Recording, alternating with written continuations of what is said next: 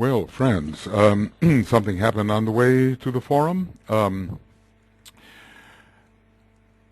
Basically what happened here is that when that telephone rang, I failed to turn on the recording again, so lost about 10 minutes of discussion.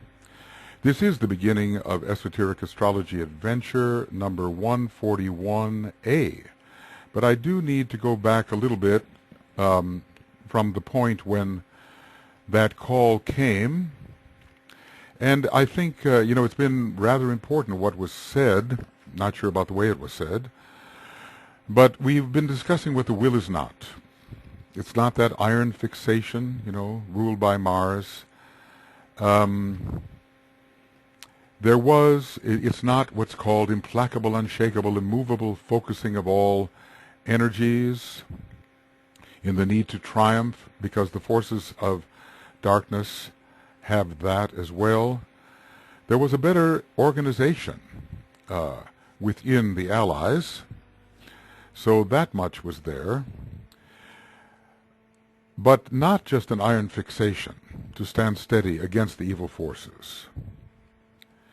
The Allies did have an aspect of this. It was the expression of the one-pointed desire for peace, but something else was added. So in the overcoming of selfish desire, the desire for the good is not enough. The desire for the good is not enough.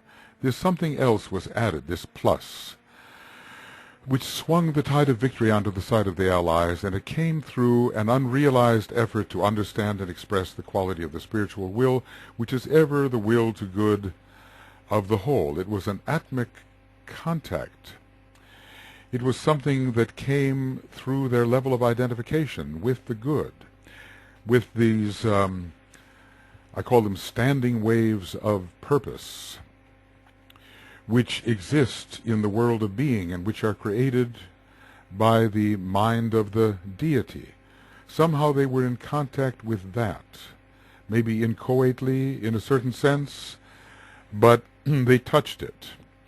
So it was the manifestation of that divine energy which made the first divine aspect of willpower what it is. There is a will to good, and it can overcome all selfish desire. The will to peace cannot overcome the will to power, at least as it was being expressed and reinforced by the Black Lodge and their allies. This will to good is the distinctive feature of the Shambalic force, and it has much of the second ray in it. It's kind of a second aspect of the will, whereas I always look at the will to be as being the first aspect. So somehow the Allies touched this, and it is that peculiar and distinctive quality of divinity which is so different that even the Christ himself was unable to express it with facility and understanding. So if a great becoming sixth-degree initiate like the Christ could not fully understand the will of Shamballa, how do we, who are on a much lower level, understand what the will of Shamballa is? It's true that at the third degree, it may, in a very attenuated form, begin to influence the disciple as the monad, well, it's now the initiate, as the monad begins its approach, but nothing like the fullness of the impact which the Christ received into his consciousness and also affecting his will in the episode in Gethsemane. Of course, DK used the word episode to represent happenings in the life of the Master Jesus or the Initiate Jesus, and event to represent the happenings happening in the life of the Christ. And in a way, sticking to his original definition, we can even call this an event, actually. So I was saying that this episode, this so-called episode in the life of the Christ, could be called actually an event, really, because it relates to the gold rather than the silver. It's a decisive moment for humanity. So we can say really an event. It's not easy for me, he says, to express its significance in words. The will, that is. 2,000 years ago, 2,000 years have gone since Gethsemane and since Christ made his initial contact with the Shamballa force. So if it's, if the head of the hierarchy is making his initial contact with the Shamballa force, what of Shamballa are we receiving or appreciating at the time of the third degree?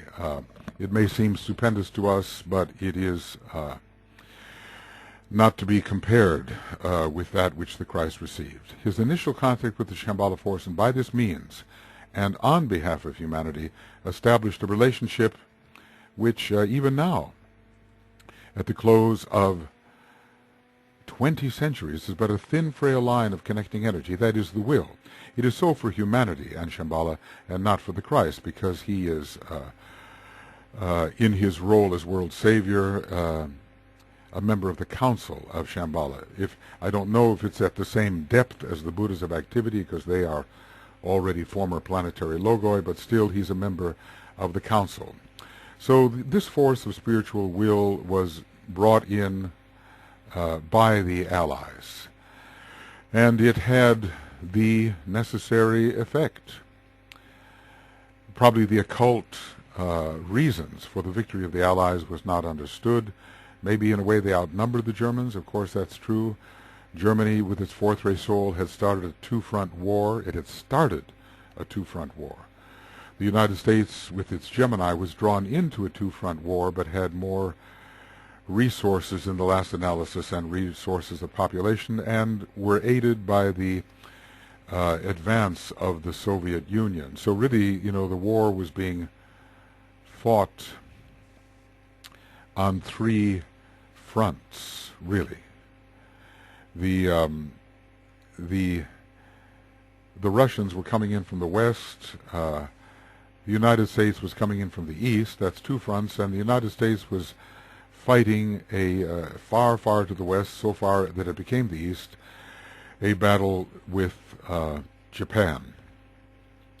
There was a tremendous, I think, the Russians had, I don't know my history too well in this regard, but their engagement with Japan was minimal, but toward the end of the war, it did begin to take on, but their major concentration was against the Germans on the eastern front of Germany.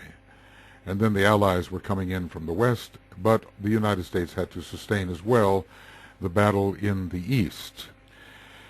It required, with Christ as the head of the army of the forces of light, a great expression of the will to good. Now, probably the people fighting didn't really know what the will to good but they had in mind what good is, and they somehow made a contact with a deeper level of identity. They touched their soul in some way. How could those who were fighting for the Black Lodge touch the strength of soul? It really couldn't be done, at least to any degree when considering the group that was involved. They had that implacable, determined will, but it was based on the will to triumph as a personality, and this is not the same at all as the will which is based upon the sense of divinity within and upon an identification with that sense. So this was the deciding factor.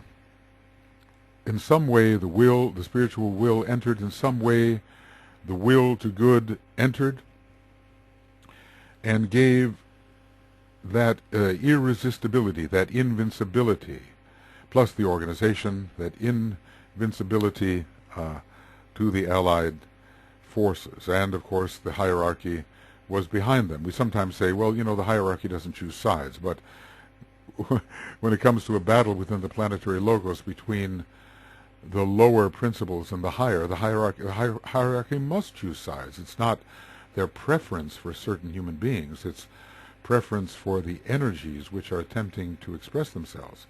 Otherwise, humanity would have been driven back into the cave of materialism. and the most material civilization we've ever seen would, or at least recently, would have resulted, as the Tibetan has told us. So, of course, and the hierarchy had criticism of certain popular figures who were pacifistic and refused to choose sides, and Gandhi was one of them, interestingly, although he's been very inspiring to many. But he had this Libran quality, a sun in Libra and Libra rising, and an idealism of the sixth ray, and he did not choose sides in this respect. And there was criticism of him, and also by Churchill, strong criticism. And as I had said, the power of the Nazis was growing in India. There was a strong group identified with them. So sometimes it's necessary to make that hard choice. It's the Kurukshetric choice. It's Arjuna in Libra on the field of Kurukshetra, having to choose between members of his family, but some of them are embodying a higher energy, and therefore the choice must be on their behalf. So the will entered, the spiritual will, although dimly sensed, and even though for all of humanity it's but a thin, frail line of connecting energy, we need that now, and Vulcan needs to be discovered, and humanity needs even now to stand with massed intent for the four freedoms which some forces are attempting to undermine at this time in a reversion back to a sixth-ray time long past. We need this Vulcanian ability to stand with massed intent for the four freedoms at this time to avoid the all-destructive religious war which is part of the prediction. It could arise, a vision, a possibility which can be visioned. So the key here for the Shamballa force is its right understanding and its group use. It was not understood by the Nazis. There was only an inverted use of that force in its materialistic aspect. It was not understood, at least the higher parts were not understood. Its group use was understood because Hitler surrounded himself by 6 others who were part of a group of 7, which inverted the Shamballa force, and without that group application it could not have been so effective. One man could never do it. We, in the West and in the more modern time and in alliance with the forces of light, have to understand the group will in a still higher way. We have to stand together with massed intent for the Shambolic values of, of the good, and of purification, and of the destruction of death and of evil, and the organization along right lines, purification, destruction, organization.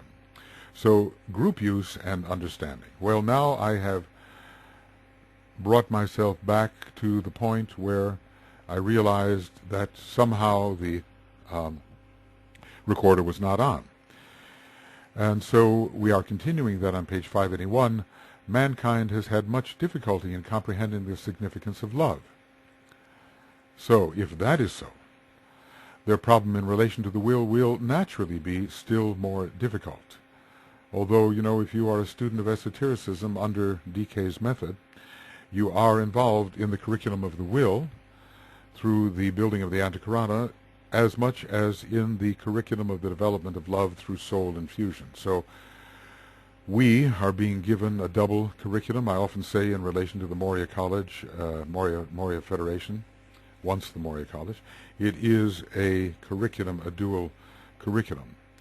For the vast majority of men, true love is still only a theory.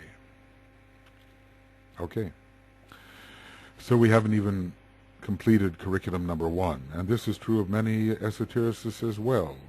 They have the theory, they have the mind, they understand what it should be, but the actual experience of the energy is not theirs yet, or at least not in any consistent way.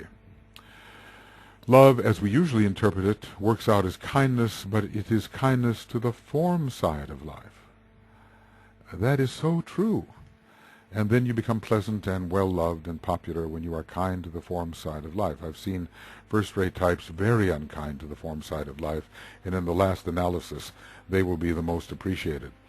I've sometimes talked about that movie called Gloria, which was about 3 different methods of psychotherapy. It was, I don't know, back in the 1970s, I suppose, or 60s, and 3 eminent psychologists were at work. Albert Ellis on the cognitive side, and Carl Rogers on the love side, and Fritz Perls on the will side. And eventually, although he was drastic, he was rough, Gloria ended up appreciating him the most for what he made her confront and overcome.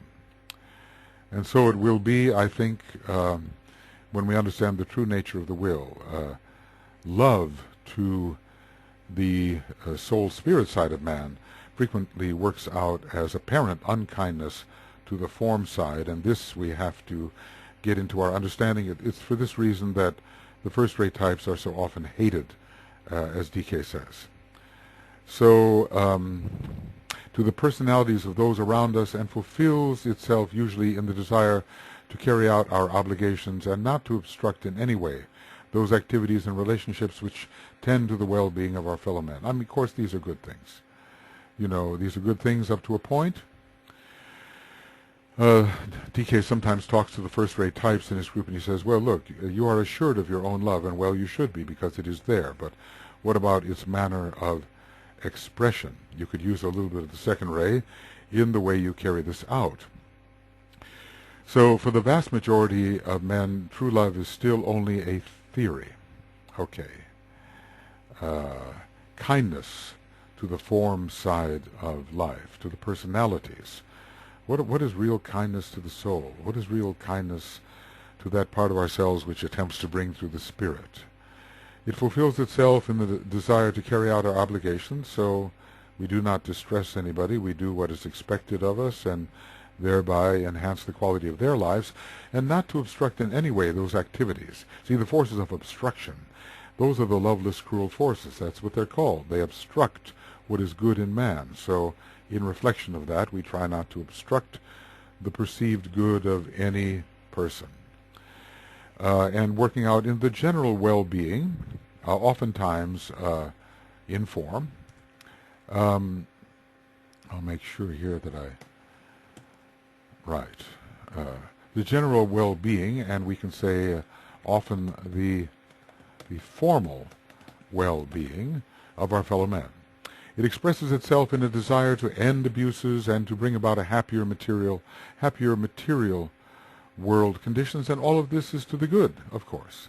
It shows itself in mother love and love among friends, but seldom as yet in love between groups and nations, where the will aspect is coming in. It is the theme of the Christian teaching, just as will, divinely expressed, will be the theme of the coming world religion. This is an important statement, and has been the impulse lying behind much of the good work done in the field of philanthropy and human welfare. But factually, love has never been expressed except by the Christ. Amazing statements. No matter how loving we may feel ourselves to be, and no matter how we may see ourselves expressing love, he tells us factually, love has never yet been expressed except by the Christ. And he's talking about the masters of the wisdom as well in the factual expression of love. So although they express it, maybe it is considered incomplete when compared to the love of the Christ. So oftentimes the betterment of material conditions, which is certainly an aspect of the expression of love, is the main way it is expressed. And in reducing distress and increasing comfort and harmony between people and nations even, love is expressed, although in relation to groups and nations it's not so well expressed. That's a higher requirement. But later, will divinely expressed will be the theme of the coming world religion. And will to be divinely expressed, this really requires a broad consciousness. So the only way we can express the will to good is to have a comprehensive consciousness of what really will bring about the expression through the plan of the divine archetype in the world of being, that expression happening in the lower worlds. So a broad consciousness is required. I think there's a place where love and will do blend, and many of the good psychological books have been about love and will together, or about what's called tough love. This is a type of love which includes the first ray, and it's not of the sentimental kind. It introduces a love which reaches into the welfare of the inner human being, and not just of the form. We realize that the form in this second ray planet and solar system is being sacrificed. We are now in this second of the major solar systems, where it is consciousness which must excel and succeed, whatever happens to the form. And we oftentimes forget that, but when we can review our lives from a perspective of the inner worlds, we will realize the form is gone. Okay, the form is gone, but what is with me? It is the consciousness.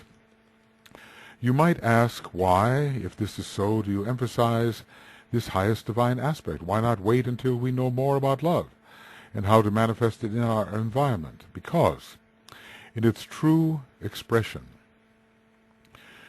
the will today is needed as a propelling, expulsive force and also a clarifying, purifying agent. So we have some Shamballa factors are here, are present, namely purification and the hint at destruction through expulsion. It's needed.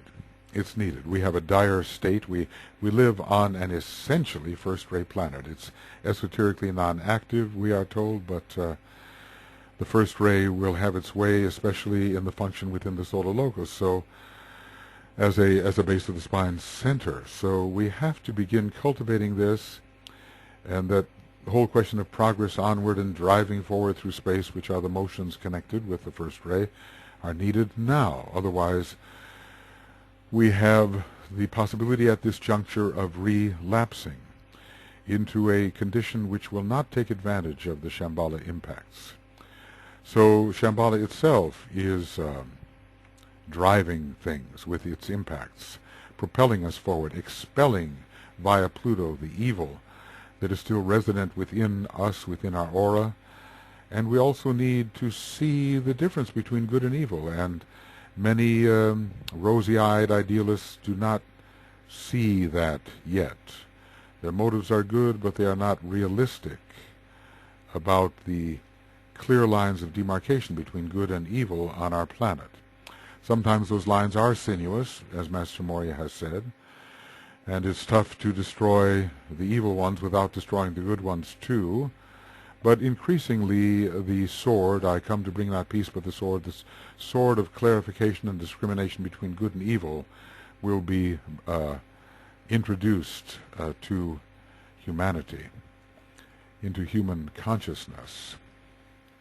The first recorded utterance of the Christ was spoken to his mother, the symbol of the substance aspect of divinity, when he said, "Wist ye not that I must be about my Father's business?"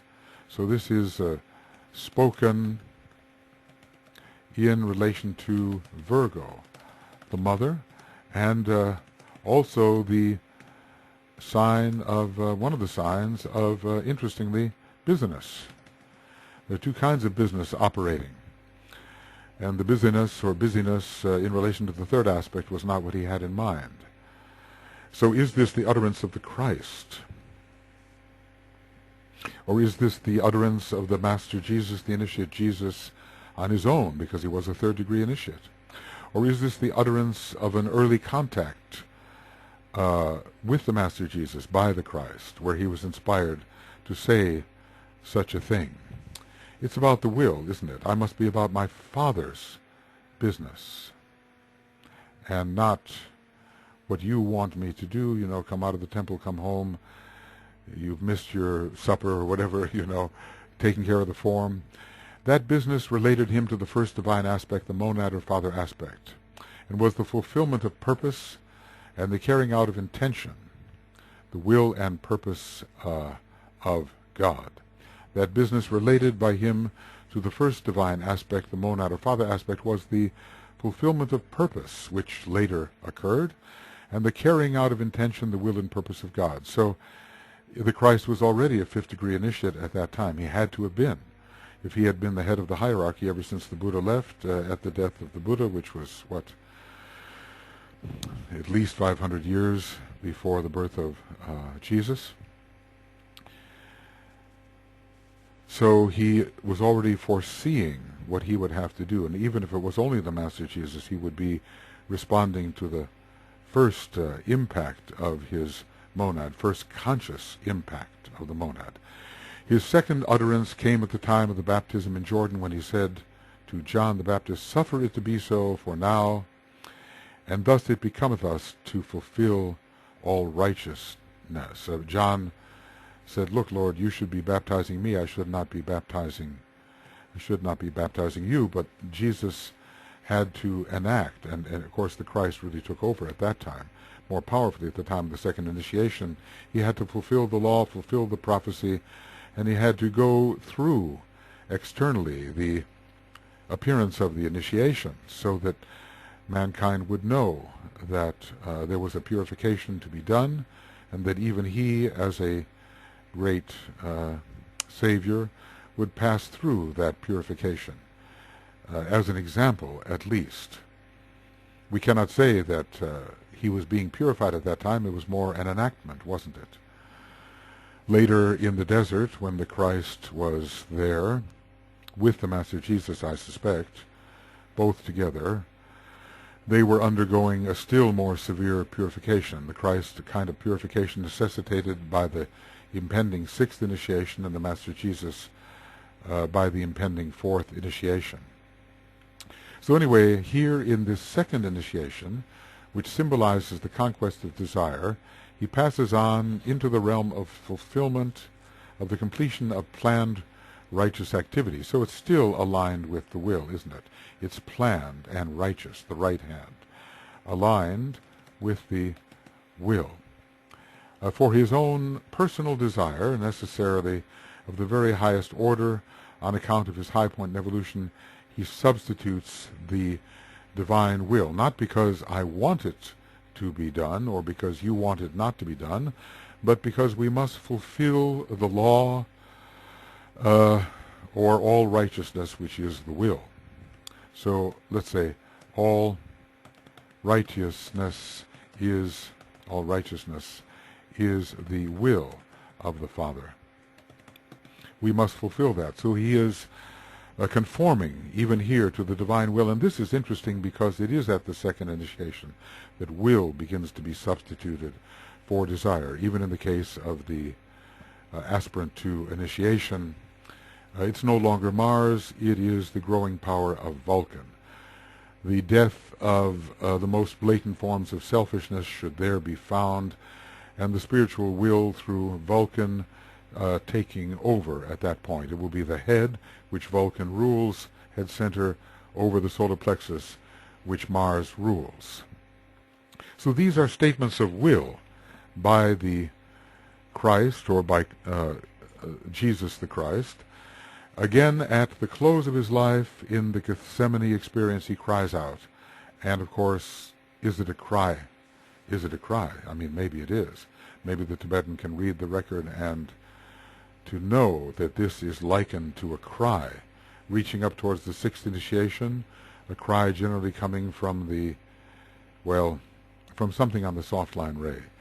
For a human being, it would come from the solar plexus related to the sixth plane, but here we're probably not talking about that. A cry of the heart, cri de coeur, probably that.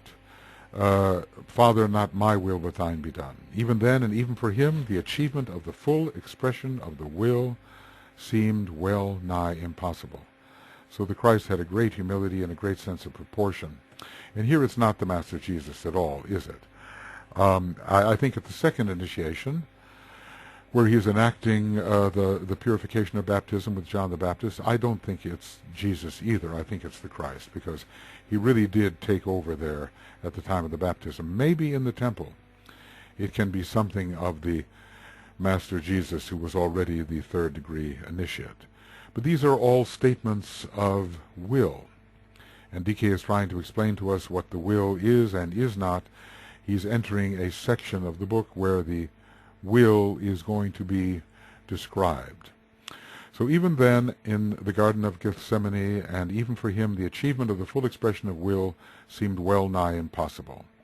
He was conscious still of the inherent dualism of his position and of the contrast between his will, very high, and God's will.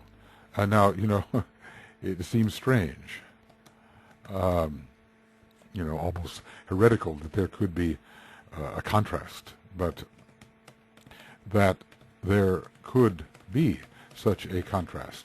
But he was not yet an initiate of the sixth degree. He was going through that. He had not yet acquiesced. The idea of acquiescence seems so important when Pisces is involved.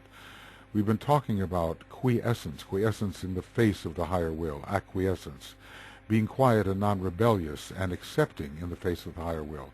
And thus he became on his own high level, and others, the Master Jesus on his level, having to accept the sacrifice of crucifixion, and others at a lower level as they move from the mutable cross of selfishness onto the cross where the soul is developed and selflessness is developed.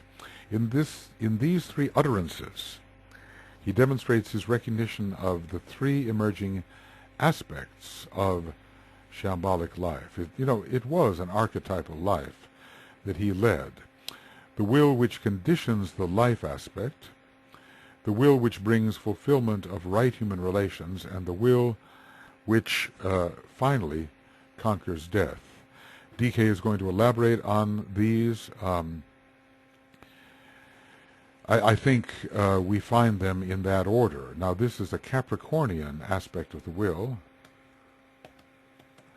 and the will which brings fulfillment is he tells us, Leonian aspect, and the will which conditions the life aspect, we're going to have to call that the Oresian aspect of the will. We're into this very, very important and most abstract section of the book, dealing with a subject which he has said we understand but very little. So, three utterances at the age of 12. Jesus at the age of 12, the completion of the Shambolic cycle, the number 12, relating to Pisces ruling Shamballa through its Pluto, and also completing a complete Jupiterian cycle, which causes us to reflect on the fact that Jupiter is the ruler of the monadic plane and the ruler of Virgo hierarchically, which is the ruler of the monadic plane. So many shambolic indications there. Coming in here at the baptism at the age of 30, Jesus' age of 30, when will is to take over from desire. That is the theme, really, of the second initiation. It's not desire anymore, it's will that counts. It's the Vulcan-Mars opposition, the Sun, in a way, Sun-Mars opposition, going on to the third degree. And then the will that conquers death.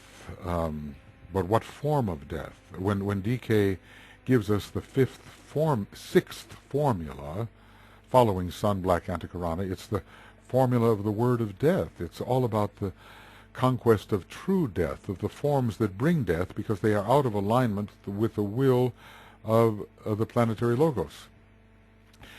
So,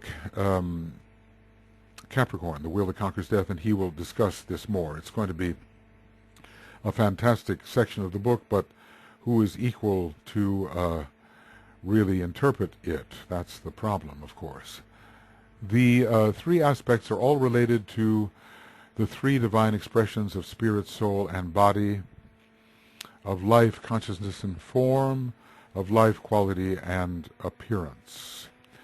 And maybe they should be inverted, Maybe the appearance aspect and its purification, well, maybe the appearance aspect is related to the first utterance, the soul aspect to the second, and the life aspect to the third utterance. This phase of Christ's life expression has never been properly studied. Yet even a little grasp and understanding of it would aid humanity to drive evil, individual, group, and planetary, back to the place from whence it came, via chapter 10 in Raise Initiation, with the rending of the veils and the driving of evil back onto the astral plane. To drive evil back to the place from whence it came, and would aid in the release of humanity from the terror which is today stalking abroad, defying God and man. And that's what the Black Lodge does. It is defying God and man. So the Christ could acquiesce, and we can acquiesce, and in this acquiescence we drive evil back. In this acquiescence we drive evil back. Evil cannot withstand the true spiritual will. The true will of Shamballa. Even the will of Shamballa is something greater than the spiritual will in a way. The will of Shamballa comes directly from the Father on the monadic and logoic planes. Even the logoic plane of the spiritual will, we understand, is a reflection of that, or an expression of that on the atmic plane. Still within the worlds of Brahma, still within the 5 worlds of human attainment. Well, may we attempt then to properly study this aspect of will. He did say, could not a group be gathered together, which is truly dedicating itself to an understanding and expression of the Shambhala force. I don't know how many groups have consciously been drawn together in that mode. The Shambhala energy is therefore that which is related to the livingness through consciousness and form of humanity. I am the way, the truth, and the life, said Christ, meaning he is related to the Shambhala force. And what does he mean by I? I don't think the personal I at all.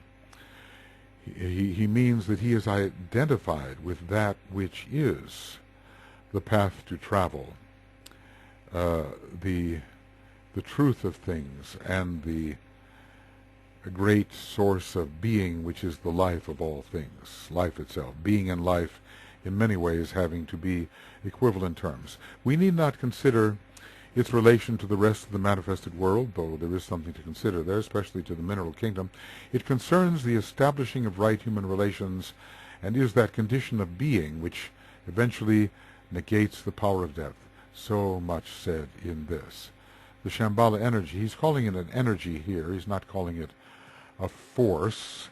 When it's a force, it's directly applied in an impact.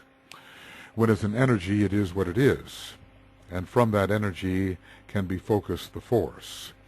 It concerns the establishing of right human relations, which are archetypal and are found in the world of being, which is within the world of Shambhala. Archetypes are found particularly on the monadic plane and logoic plane, and it is there that right relations are seen in their pure and archetypal form. Meanwhile, we have to approximate the archetype. One great piece of advice, in your life: approximate the archetype, but then you first have to find what it is. It is therefore incentive and not impulse. Let's say incentive involves the will, true incentive. True incentive involves the will, and it's not impulse, something arising from the form nature. It does not arise from the form nature. It comes from the very center of our nature, and it has a goal, a vision, a purpose in mind. It is, the Shambhala energy is, a realized purpose and not the expression of desire. From realized purpose comes the will. One way of looking at will: from realized purpose comes the will to carry forth that purpose into incarnation. So our strength of will depend on the degree to which we have realized purpose. Desire works from and through the material form upward. It's a sort of a reaching out of the elemental nature and of the lower chakras. Will works downward into form. Bending, there's your Vulcanian word.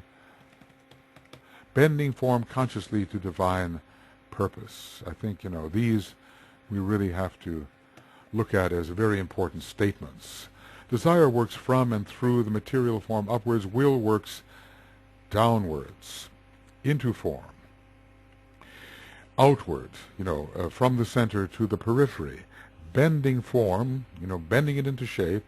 I sometimes think, there's a slang saying, don't get bent out of shape, when you are having a reaction to something. But that precisely is what's happening with the Vulcanian aspect of the soul. It's bending us into the proper shape, which begins to approximate the archetype. The one is invocative and the other is evocative. So I guess he's saying that desire is invocative. We call or cry desire. We call or cry, a more intense call. And the other is evocative. It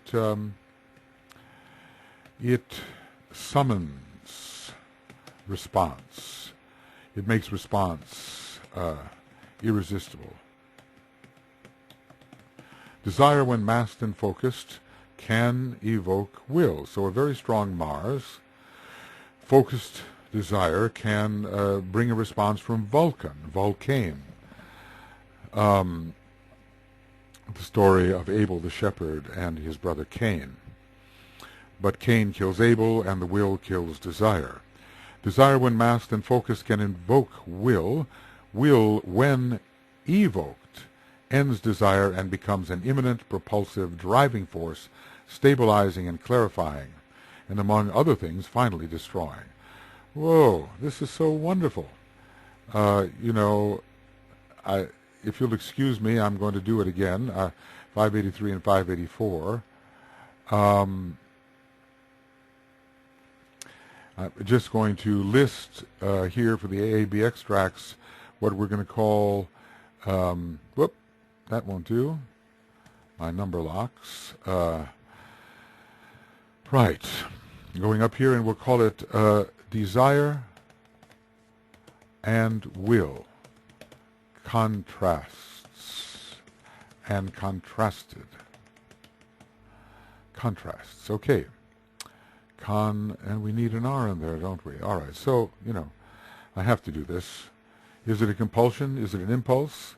Is it an incentive? Is it will? Is it a fixed determination? Let's just say that it is, for the moment, what it is. It is kind of a service. It is that. So this AAB extracts and desire, will, contrasts, and contrasted. And I'll put the word in here, definitions, because we need those definitions. So Shamballa energy is incentive and not impulse. It is realized purpose and not the expression of desire. Desire works from and through the material form upwards, up to something higher, so it seems. It can also work downward, I suppose. Will works, low desire.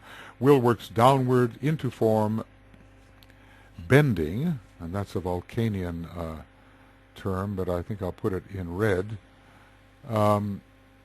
Bending form consciously to divine purpose. So the soul is the great blacksmith here, and we can become the blacksmith of ourselves once we realize ourselves as the soul in incarnation and identify with the soul on its own plane. The one, i.e. desire, is invocative and the other is evocative. Desire, when masked and focused, can invoke will. Okay. If our desire is keen enough. Will, when evoked, and is now an active force within the individual or group, ends desire, because it is superior to desire. It works from the place where unification is already revealed or realized. It ends desire and becomes an immanent within.